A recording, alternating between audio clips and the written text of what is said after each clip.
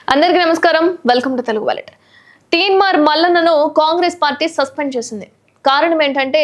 కులగణన నివేదికను కాల్చడంతో పాటు పలు వర్గాలపై అసభ్యకర వ్యాఖ్యలు చేసినట్లుగా ఆరోపణలు ఎదుర్కొంటున్నందుకు ఎమ్మెల్సీ తీన్మార్ మల్లన్నను కాంగ్రెస్ నాయకత్వం సస్పెన్షన్ వేటు వేసింది తన వ్యాఖ్యలకు వివరణ ఇవ్వాల్సిందిగా గత నెల 6న కాంగ్రెస్ పార్టీ తీన్మార్ మల్లన్నకు షోకాజ్ నోటీసులు కూడా జారీ చేసింది బట్ పార్టీ నియమాలు పాటించవలసిన అవసరం ఉందని ఈ షోకాజ్ నోటీసులు అనేవి ఇచ్చి మరీ గుర్తు చేసిందనమాట బట్ ప్రభుత్వ కీలక విషయాలను పబ్లిక్ గా మాట్లాడడం అలాగే పలు వర్గాల మీద అసభ్యకరమైన విధంగా వ్యాఖ్యలు చేయడం వంటి చర్యలను పార్టీ తప్పుగా ప్రస్తావిస్తోంది అలాగే తన వ్యాఖ్యలపై వివరణ ఇవ్వాలని క్రమశిక్షణగా కమిటీ అయితే కోరుకుంది అయితే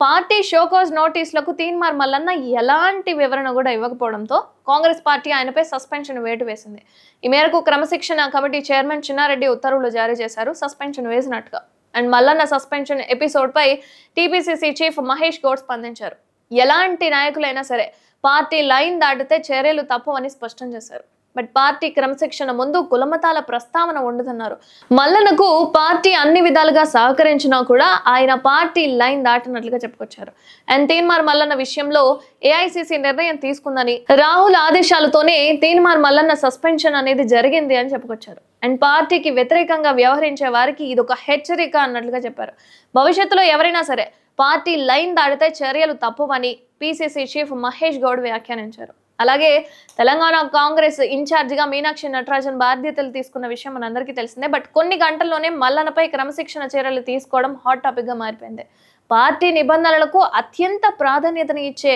నాయకురాలుగా గుర్తింపు తెచ్చుకున్న మీనాక్షి నటరాజన్ ఈ విషయంలో ఈ నిర్ణయంలో పార్టీ లైన్ దాటితే ఎవరిని కూడా ఉపేక్షించదని సంకేతాలు ఇచ్చారన్నట్లుగానే చర్చ జరుగుతుంది కాబట్టి అసలు దీని గురించి